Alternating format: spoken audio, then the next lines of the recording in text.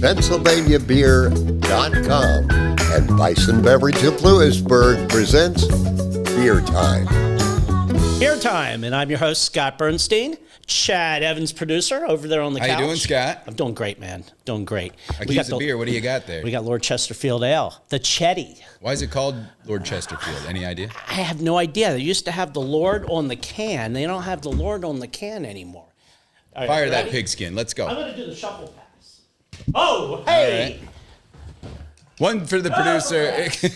All right. And you know one who we for have our today? guest. I'm gonna say, what am I, wood? Come on. No. We have the Rob Brooks in the house. How you doing, Rob? Doing excellent. Oh, look, there's Lord Chesterfield there. But he's really small now. He used to take over the whole can. Now they put the Chetty. Now, I used to admire the wig and everything. I wonder who Lord Chesterfield is. Is he a make-believe character? I don't know. I would imagine, right? Well, You know, an hour south of here is Dick Yuengling. I'm sure somebody could ask him. well, you've met Dick Yuengling. You're Yes. part of the Phillies organization. Yes, Tell I me a little have. bit about yourself, and we'll get into Dick Yuengling. Yes. Well, I guess we should get Cheers into to his you. brew first. Absolutely. Cheers, my brother. Gentlemen, good to see you. Good to see you. I always like Lord Chesterfield Ale. Oh, it's nice and cold, too. It's back Yeah. to college. It is. Yeah. Dollar for dollar. It's a good beer. I like it. So tell me about yourself. How did you get here? Resume. Oh, well, You have a good one, too. Well, I'm a Pisces. I like long walks on the beach. Hate stupid people. I'm a Long Island boy. Grew up Long Island grew up boy. in What part of Long New York. Island? Brentwood, out in Suffolk County. Okay. So I got lots of friends who are rappers. Oh, yeah. From back in the day. Or they play lacrosse, one or the other, right? Or they play lacrosse. Yes. A couple play hoops. All right.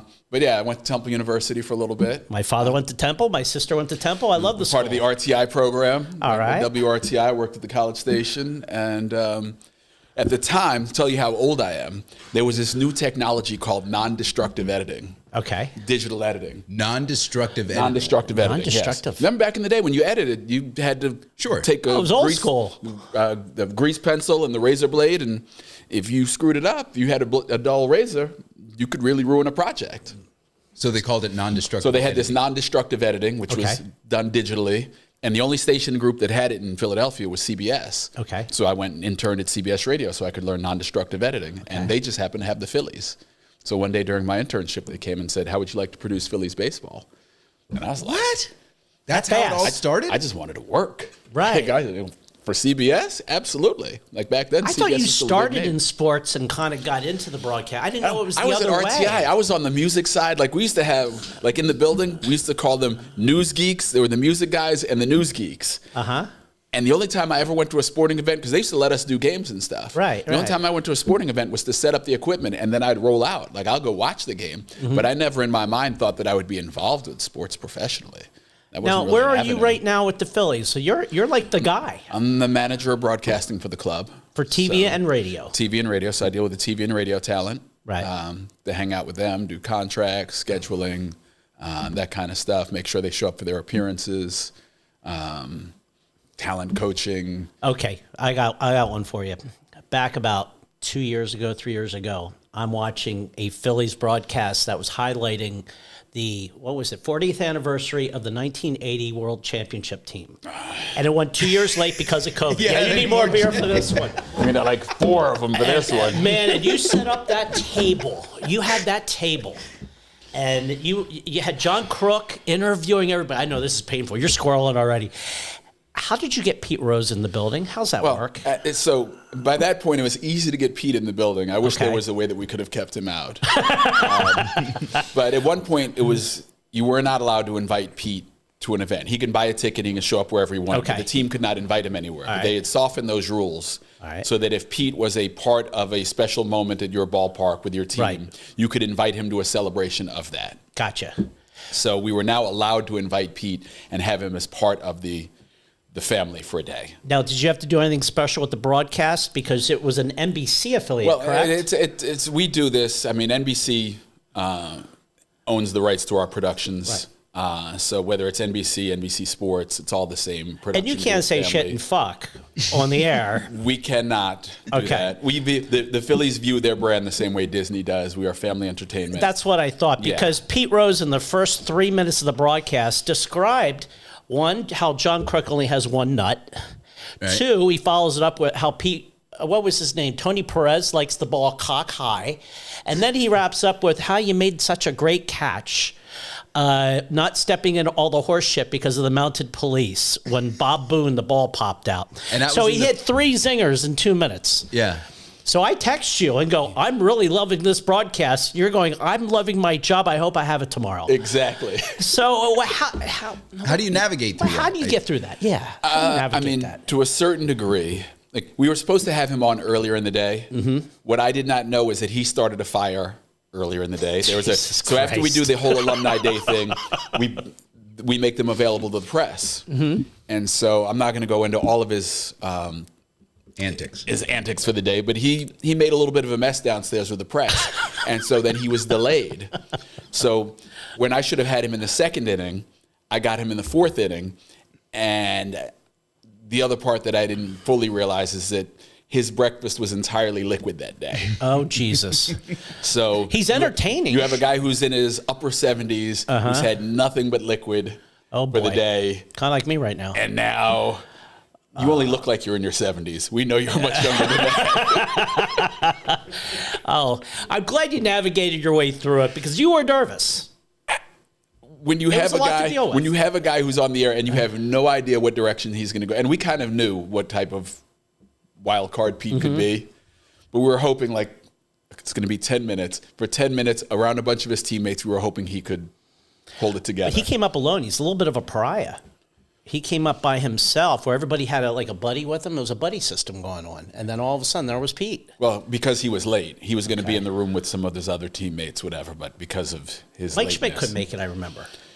Schmidt was there. He was sick, I thought. Was he sick that day? Yeah, he was sick that day because did you bring him in by phone or something? I can't remember. To talk to the guys? We do a lot of those. And that day, especially, like when that day was over, when we put those guys on the bus that day, I was like, a beer was not going to be strong enough. I hear you, man. I hear you. Well, I thank you for your service on that because I enjoyed it so much. I'm glad we could amuse you. No, that was it. And I got to be honest with you. On a Sunday, could you keep a format like that, or John Crook has his own separate table and people come in and you have a lot of guests all the time coming into the ballpark? For the alumni weekend, we decided to do it in groups. Our producer, Jeff Halleckman, came up with the idea. They called it the NBC Sports Lounge. And we'd bring them in groups so that there would be a little bit more. Because some guys are a little bit timid. Right. Some guys, but if you put them in there with Booney, or you put them in there with Mitch, or you put them in there with one of their teammates, they'll open up and you'll get all the stories in the world. So we started using that formula rather than just having T-Mac or Croc or Schmitty just do straight interviews. I liked it. I thought the format worked. It's kind of like what they're doing with the Mannings on Monday Night Football. It's a little different. And sometimes it's nice to have something a little off the set. We do 162 of them. Yeah. So every once in a while you gotta change it up, make it a little bit different. I really enjoy Sundays with Schmidt. I do too. I really, really enjoy that. I mean, with you, Brooksy, what's it like working with the greatest third baseman to ever play the game? Schmitty's awesome. He's kind of a quiet guy, but he comes in. He goes down. As soon as he gets in, he goes down to the clubhouse. He talks to Rob Thompson. He's down there finding out what's going on. And he comes up and he just kind of hangs out, and he's really engaging.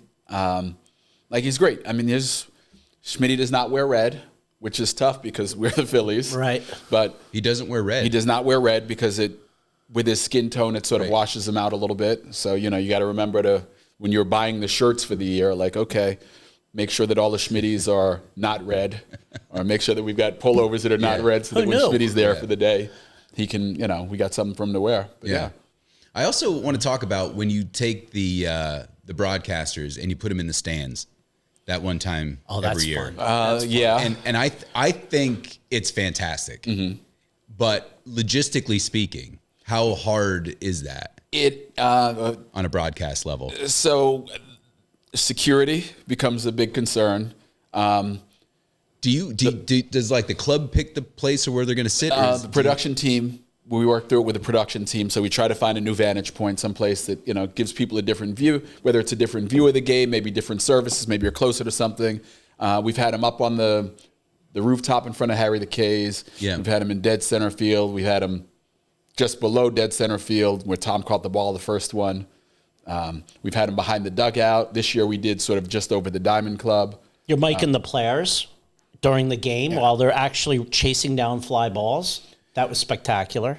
Yeah. Yeah, the year we were there behind Kyle Schwarber and he decided he would chat with us. That was pretty awesome. Yeah. Yeah. Oh, he sounds entertaining as hell. Schwarber he's just a regular dude who happens to play, who happens to be able to lock in on the fastball. Yeah. I've never seen a guy hit a ball so beautiful in my life. It just seems like the Phillies had a really good first half of the year. And I think they have such great synergy with one another. I mean, would you agree with that? I mean, you're the closest to the clubhouse with anybody in this room. What's like the personalities like? That's a pretty low bar. Yeah, I mean, we watch it on TV. Yeah. We listen to it on the radio. But no, this team is really connected. That seems to be a word that people use a lot these days. This team is really connected. Like they are really pulling for one another, and it's amazing because they rise and fall together. I've never seen a group that goes into slumps as massively together as this group does. Like they are either all hot or they're all cold. And that's kind of amazing, but that just tells you how connected they are. If there's 3 guys on the team that you could go out and have a beer with, who are the 3? That you could have a beer with. I mean, Schwarber's a guy that you just want to sit down and talk to because he's just a really chill, normal dude. Is his father a chief of police? His father's like a police captain or a chief police of police. captain? Yeah. Oh my goodness! Like he's all that. So he does a lot of charity stuff where he brings in first responders, and that's how he uses his suite primarily to give away to first responders and let them have a day at the ballpark. But Schwarb's would be high on the list. Nola's like the most relaxed. Like Nola's just a good dude, period. Oh yeah. Like nothing phases him. Like I remember one time we went out to LBR. I took Aaron Nola out to WLBR. Okay. To do a lunch. So him and Ben Davis and Rob Thompson. And afterwards I took him to Reading to do a dinner, but I'm just leaving them there and I'm not staying for the dinner. I'm just dropping them off there. And I get a call, I'm halfway home. Aaron's got to look for an apartment tomorrow, but you have his credit card in the back of your car. Oh, boy. So they had to send somebody to my place to pick up Aaron's credit card, pick up his wallet from my car. He's probably chilled about it. And he couldn't have been more relaxed. Like, he's like, whatever. Like, oh, well, I got to go find a place tomorrow, so I need my wallet. So I'm and Aaron actually apologized to me. Oh, wow. The next day that, the guy came at like 11:15 at night to pick up his wallet. And Aaron actually apologized to me the next day that, he inconvenienced me. I'm like, dude, it's no big deal. But he's just, I'd hang out with Aaron Nola anytime, any place. What about like Garrett Stubbs? He looks like a wild Stubbs is a great dude. And he's definitely, when they're putting together the plans for who's going out, Garrett Stubbs is definitely leading the charge. I gotcha. I can see that. And he's probably going to be one of the last guys in. At the end of the night, he's one of the last guys to go home. Would you put Marsh in that category? Marsh is probably in that category as well. Okay, there you go. They seem like they all have. Yeah, the youth movement they have fun. Now, you've been at this for about 25 years now? I think I've known you for 25 years. The crazy part is, so I did 9 years for the flagship station, producing games. And then I came over to the club. So this will be my 25th season coming up. Okay. All I've done in my adult life primarily is produce Phillies baseball. That's pretty cool. Yeah, it's not bad. I did some things on the side, did some sideline reporting. Or you do Drexel basketball. Basketball play-by-play now, yeah. How are they having a good season? They're having a decent season. Good? Yeah, we had a bad loss the other day. Not a bad loss, but a loss the other day that probably shouldn't have happened. Now, I'm going to bring this up, but I remember in 2009 when Harry Callis passed away.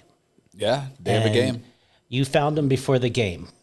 Yeah. What goes through your mind? I don't want the details of what went on. That's private. But what goes on behind the scenes? Because you were going to visit the White House the next day. It was 40 minutes before the game. There was a lot little of bit more than things in 40 minutes action. before the game when we found him. Like I want to say he was pronounced like an hour before the game. Okay. Like I go up, I find him, call an ambulance, do some CPR, but then you have to also keep the bus moving.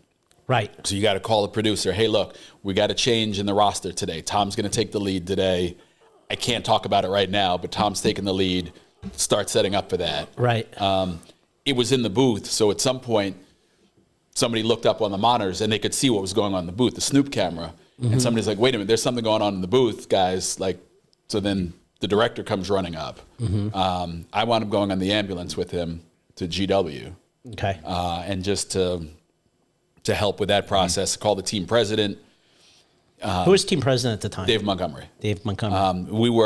We had played a 3-game set in Colorado to open the season, and then we flew across the country to play Washington. So it was going to be their home opener. Okay. Early in the year. David was in D.C. for their home opener and to go to the White House the next day. Right. Take the team trip to the White House. So I call him up. He's on his way to the ballpark at that point. Like, look, I'm in the ambulance, or I'm getting in the ambulance. He's like, fine, you stay with him. I'll go to the ballpark. Okay. Keep me abreast of what's going on. The Nationals were great because they offered, if we wanted to, after the news broke that he had passed, the Nationals said, hey, if you guys want to cancel this game, we completely understand. That's pretty cool of them. Take the hit. Yeah. And the guys quickly decided, like, Harry's not that guy. Like, you're not. Right. He wanted to be at the ballpark every day. Nothing stood in the way of the game. Right. And he definitely would not want to stand in the way of the game. So we elected to play the game. And that's amazing. I barely remember the game. I know Victorino hit a home run. Victorino. Because when he hit the home run, when he crossed home plate, he pointed up to the broadcast booth. Did he? Mm-hmm. Yeah. And it was, in a series of people just breaking down, that was another in a moment of like, exactly. And then the broadcast group, because we had the day off, they canceled the White House visit the next day. Right. So the broadcast group, then we all wound up on the same Amtrak train going home. Like I was going home anyway. Right. Because I wasn't going to the White House, but I wound up on the train, and they all wound up on the same train as me. Yeah. And so we all wound up riding back to Philadelphia. Obviously, some cocktails were shared. Yeah. And a lot of stories. Oh, my God. Harry Callis. Now, he was the voice of NFL Films at the time. NFL Films. Notre Dame football. He had done just about everything. Course. He was one of the great narrators of all time. Oh, absolutely. The guys at NFL Films, there's a studio downtown, Modern Audio Productions in Center City, Philadelphia. And every time I saw that guy, Rick DiGregorio, he'd be like, look, one take. He just feels the copy. He sits down. Half the time, he has no idea what he's reading. Well, what's funny you say that is I had to get a liner when I was in radio. Catch all your Phillies action on WIGL, Selinsgrove, Sunbury, your sports connection. And Harry Callis grabs it, and I'm holding this heavy bag he had. And we're like, right before he walks into the studio before the game, when you have those luncheons for our affiliate stations, and Harry reads it, and he goes, Selinsgrove. I go, I'm so sorry, Harry. I said, you got to do it. It's Selinsgrove. He had that great laugh. And, I'll never forget it. He was a great one. Let's get off that sadness. We will get off. I remember when the news. Loved him. I remember, I mean, that's the only reason I ever got into broadcasting was because of Harry Callis. And then when the news broke in 2009, I remember driving home and, of course, put it on the radio. And to listen to Fransky in L.A. handle that was the most emotional radio that I've ever remember listening to. They were so professional and so good in that moment with obviously no prep. I mean, your world's turned upside down. I mean, their world's turned upside down. I got back from GW. The game was at 3. Yeah. 3:05. So I get back from GW at about 2:30. So we're just going on the air with the pregame show.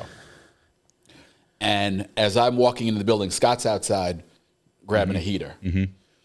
And so he says to me, he's like, is there any way that we can do a cold open today? And I'm like, I just got back. Give me 5 minutes to figure this out. No, a cold open. Cold open, no intro, blow out the intro. Yep. Coming cold, yeah. Yeah. Instead of, normally the pregame show ends as a 30-second close for the pregame shows, 10-second legal ID. Sure. And then a 90-second game open. You're listening to Phillies baseball. With the sponsors Phillies baseball and brought to you by. Right. So I call Skyview and say, what would it take to get rid of these 3 elements? So I'm like, let's leave the show close and the ID for the affiliates, but we're just going to come back after the ID. Right. And so Skyview did the work on the back end. Call up Jim Jackson. Hey, Jim, this is how we're going. This is how we're going out. This is what we're doing. And so we just did a cold open, like the 10-second ID, and then Scott comes up out of the silence and says, let me tell you that I came in the second inning. He was unbelievable. He was Scott is really, really a great writer. Yeah. And even as good as a writer as he is, which is fantastic, he is actually even better at delivering that. Like, 'cause there are a lot of people who can write, but then when they go back and revisit that, it sounds like they're reading it. Right. Like, Scott writes it, and then when he drops it on the air. You're saying Scott Graham. Scott Fransky. Fransky. Oh, I'm sorry. Fransky, no, that's Fransky. When he drops it on the air, it sounds like this is something that's coming right off the top of his head. But he It's had coming that all straight from his written. heart. I don't know how much of it he had written. I don't think he had. I don't remember seeing any notes in front of him. Like, my concern with Scott at that moment was that he had to eat.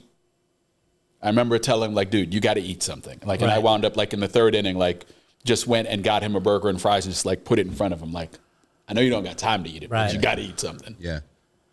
Like, I've become his mom now. Yeah. Yeah, I remember catching that in the second inning, not knowing what was going on.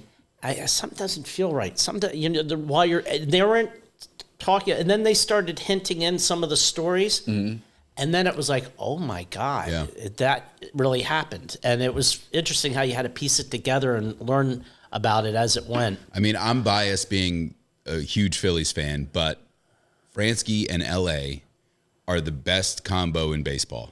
I like radio LA's broadcast.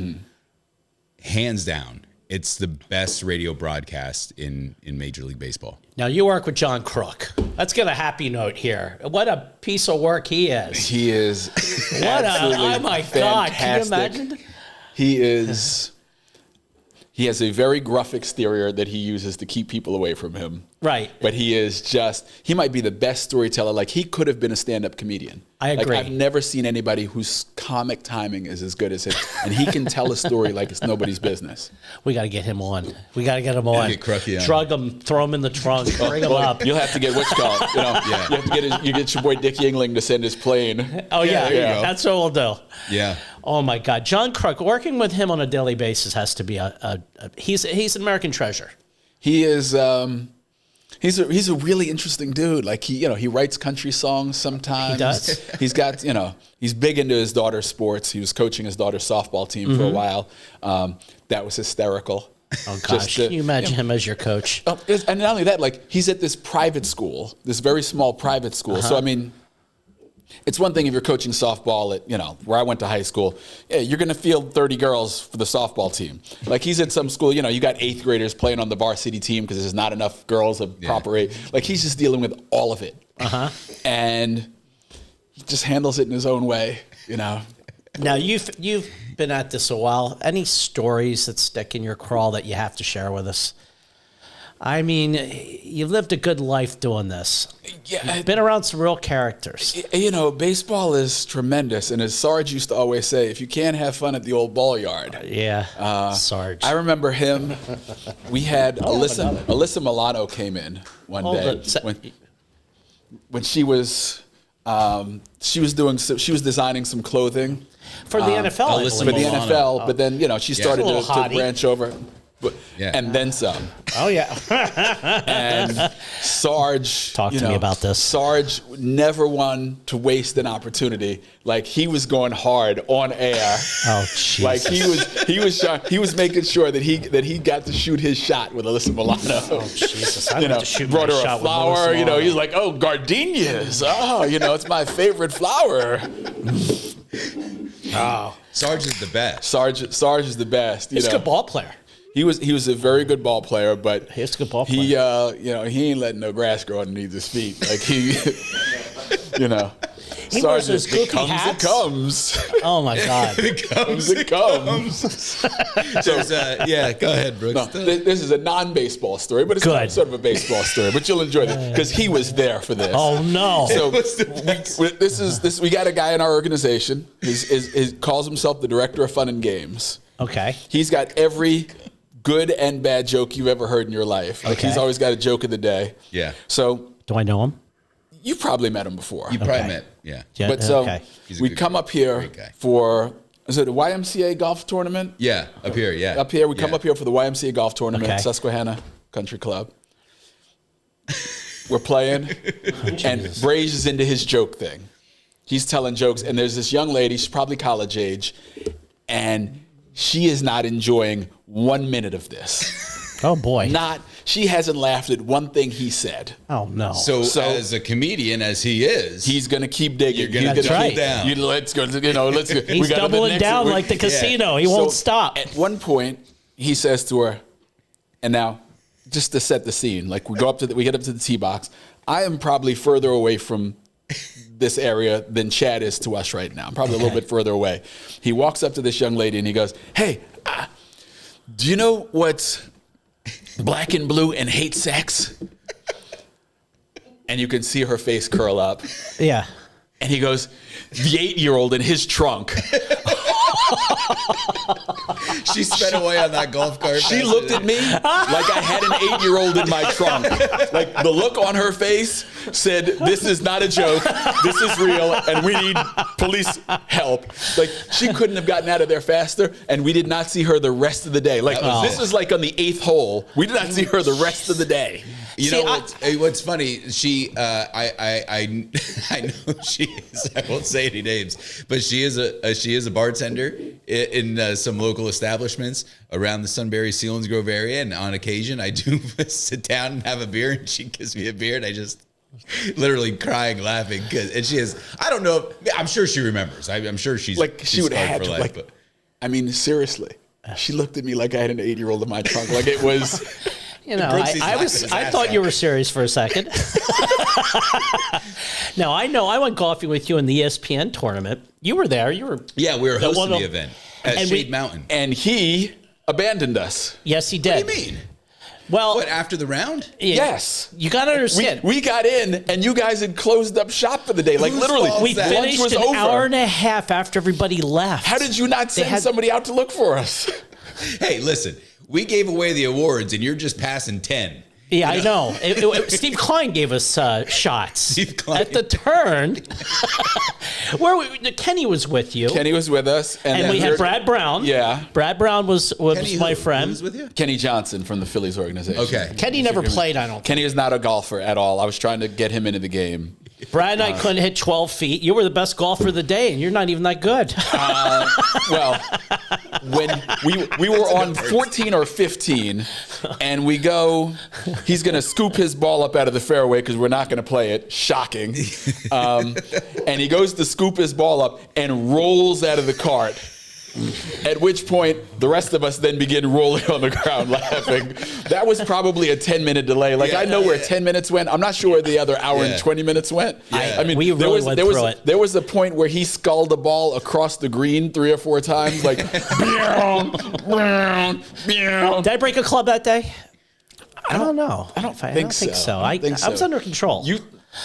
It was a blast. That was a great day. I think Lord Chetty was in control that day. I think Like, you so. were. I just can't believe we came back and everybody was gone. Bernstein's like, for an hour and a "Where is half. everybody? Where'd you go? Where is everybody?" Like, you guys played a ladies and 7.5 gentlemen, hour round. ladies and gentlemen, like when I say everybody was gone, they were locking the clubhouse. Like the lunch was over.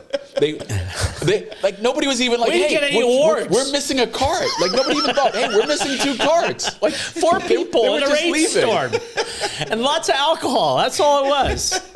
I think there was like people, everybody's sweeping up, and it was it was Like they're like, I think we can get some bread. There might be a couple burgers left. We that know was our scrambles last- could be a long day, but we had no idea it'd be an 8.5 hour round for you. It was pretty awful. It was a rainstorm, and it took 6.5 hours, and it was embarrassing. And we haven't golfed since. And that was a long time ago. That was a long time That ago, was yeah. probably 12, Maybe 13 years we ago. should change that. I think we should go out We- again. you should Get- definitely We have play, some. yeah. We have some four packs here, that foursomes that need to go out. I think it'd be a lot of fun. Yeah. Yeah, definitely. Yeah. I need to get my clubs out, man. I only golf once a year, if I need it or not. I'm not golfing as much as I should. We gotta get Brooksy out to the Stone State Golf Classic in May. Stone State Golf Stone Classic. State Golf Classic. I like to be part of the Stone State Golf Classic. Okay. Okay. Yeah. So when do you have that? It's the first Friday in May. First Friday in May. Yeah, it's the first golf tournament out at Three Ponds. What day is it during the week? It's Friday. It's a Friday. Yeah, Friday Friday. morning. Friday Yeah. morning. Friday morning tournaments. How much does it cost normally, roughly? I think it's just like I think it's $70. $70? No, 80. I'm sorry, $80 a person. $80 a person. And you get like a meal with it. You get get the around. whole- Well, supposedly you get a meal with beer. it, but Do the you last need- time I went to a golf tournament with him, we didn't get the Just meal. Relax. We'll take care of you. Do you need Oh, a now beer you're gonna take care of sponsor? us. We could be a beer sponsor. Yeah. There you Yeah. go. I do. We'll need sponsor sponsors. it. Yeah, it's So coming up. Stone State is Yeah. the name of your entertainment Yeah. group. How come you left the D off? I don't touch the stuff, Brooksy. I don't touch the stuff. I'm just a Chetty guy. You're just a Chetty guy. We're all a Chetty guy. Man, I could drink this shit all Chetty, day. Chetty, bang, bang. Chitty bang bang. If it comes, it comes. If it comes, it comes. Day drinking without food. This is what Fridays my college bar was a place in Philadelphia called McGlinchey's, and you could get are. McGlinchey's? McGlinchey's. Yeah, it's still there. It's one of the 2 bars in Philadelphia in which you're still allowed to smoke in. Oh, really? Yeah, They're rare. they're very rare. Where was that? You have to not serve food in order to be able to smoke in there, and they have like a little. I believe they still have it. A little crock pot in the back with dogs in it. And if you want, they'll break open a can of Hormel chili, and you can have a chili dog. Chili. Hormel chili. So if you're really in hate with your body, you're trying to decide how you want to poison yourself, but you're not sure how. McGlinchey's might be a good stop, but it was $3.50 a pitcher for $3.50 a pitcher? Yuengling back in the day. We used to do black and tan. I used to get 50-cent drafts when I was in my college days in the late 80s, mid to late 80s. Now, I was drinking at 19 in college in North Carolina. So they had it at 19, and 18 you could get in with a bracelet around your wrist. But 19 drinking, I mean, that was so weird. Then I come home to Pennsylvania, and it was 21. All of a sudden, the fun stopped. So You had a fake ID. but I looked like I was 16 years old when I was 21. I mean, I had a fake ID when I went into this bar once in Raleigh, and the guy had like blonde hair. And it was a friend of mine, Jeff. Can I say this? Jeff Holiday. He gave me his brother's ID. We all went to Raleigh and went into this bar, and I was 19 years old. Now, the first bar I ever went into was down in the University of Delaware. My sister and her boyfriend snuck me in through, it was called the Crab Shack. First place George Thorogood ever played. And they stuck me in through the kitchen, and it was a lesbian band playing, and I was 17 years old, and this woman came up and cuffed us from behind. Have you ever been cuffed from behind? At 17. Yeah. I was mortified. Traumatized. Well, that too. Really? So that's what happened. Oh! Really? Yeah, well, no. It just scared the shit out of me. Okay. So you drove 2.5 hours to come see us today. Brooksy, you're the freaking best, man. I We got appreciate it. Thank you so much, man. This is good. I'm glad you could be. We don't see each other enough. No, I hardly ever get to see you guys. Like he's an adult now. I know. He's kind of adult. See, we're on the other side now. Our children are out. They're gone. We've got our lives back. You're still like right in the middle. Yeah. You're not even right in the we're middle of the pool. empty nesters. You're still waiting to get. You can still see the deep end over there, and you're like, I don't even wear Yeah, underwear that's a anymore. cover Being an still. empty Aaron and I are nester. in the Yeah, belly you of the beast, give up man. on underwear and everything when you're an empty nester. We're- I haven't It's quite great. given up on underwear yet. Yeah. That's not. No. Now- I live in the free state of Jersey though, so Oh, while I got my med card and everything. So I was hoping you were going to come with some World Series rings. You gave me a World Series ring to wear once. We were having coffee at a That's Dunkin' Brooksy's Donuts. trick. Yeah. It was like it is. It's huge. They are so large, and the one that you tried on, the one that you're talking about, is Yes. even smaller than the one that we got for winning the National League championship in 22. Why did they give you such a big ring for the runner-up? It's a little odd. I think it just got out of hand. It'd been a while since we were in the playoffs, and I Yeah. think the design phase got out of hand. I think they should purposely make it small just to piss you off enough to get the real ring. I don't disagree with that, but No. it's pretty. And it comes in a big, pretty box and everything. Fortunately, it comes in the box itself is like a showpiece, so you can, just show that off. How many rings do they make for the organization when something like that happens? Every full-time member of the organization gets one. Wow. So you must have over 100 of them. Yeah, it's over And 300. players? Over 300. The players group is a whole separate thing. Okay. But so the players group, the clubhouse group is 50-something. It's like 60. The traveling party is 69 people. Mm-hmm. So that's 69. And then you have the front office, which is another 2+, and then the Clearwater group, which is another 10, 20. Does everybody in AAA get a ring?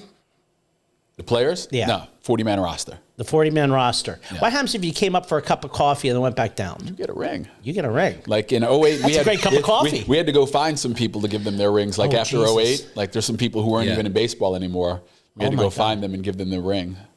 I was doing a job in St. John in the Virgin Islands, and I was apprenticing with a friend of mine, Brent, and he had guys from the Dominican working for him on the island. And they were all excited one day, and I go, Brent, what's going on over there? And he's South African. He goes, this is, I forget it, Dominicaz? I forget his name. He won a World Series ring with the Marlins. And he lived in St. Thomas and would take the ferry boat over every day, but he wouldn't leave it behind. But one of his things was he would give the ring to the hardest worker that day to wear. These guys are laying stone on a house on an island, and the hardest work of the day would get the ring, so he'd honor him with the ring, and they'd put the ring on, and they'd be jumping around all excited. It was like, because you're not going to let it sit in your room. They're $50,000, $60,000 rings. They're not that expensive, but you ain't leaving it in your room for sure. Right. And he was up for a cup of coffee. The ring is, there's a gentleman who works with us. I'm not going to say his name. But so the 08 World Series protecting concludes. Too many people. The 08 World Series concludes, and we've done a couple interviews on the field, and now they're setting up the stage for the presentation. And so now we just got a moment, and we're standing out by second base on the grass, but short of second, between first and second, and we're just looking out, and everywhere you look, there's people standing, they're jumping, they're crying, they're hugging. I mean, it's ridiculous. And my dude turns to me and says, "Can you believe all the girls I'm going to be able to get with that ring?" And that guy's playing chess. Like I didn't even realize that I was going to get a ring, and he has already understood what that ring is going to mean to his social life. Like where was I? I was not thinking. I was not. When I was 22, I had a dog, and I thought that was the way to do it. It's not a bad way to do it. No, it worked. My final story, and Brooksy gave me an introduction to journalism 101. And I don't know if Brooksy remembers this, but for 6 years, I think it was 6 years, the radio station I was a part of, we went down to Clearwater, and thanks to Brooksy, he made my childhood dreams come true, where we were able to broadcast and do play-by-play for the Phillies in Clearwater, and that's when Brooksy and I became really good friends. And I don't remember what year this was, but we were in the clubhouse, and I'm standing over there by the cork board, bulletin board, and there was a refrigerator right next to it. And I'm standing there, and Raul Ibanez comes over. I don't know if you remember this. He's 40 years old. Raul Ibanez comes over, and I was in his way, and he goes, "Oh, excuse me." And I'm standing there, and I said, "Hey, man, how you holding up?" And Raul Ibanez looks at me, and he goes, "What the hell is that supposed to mean?"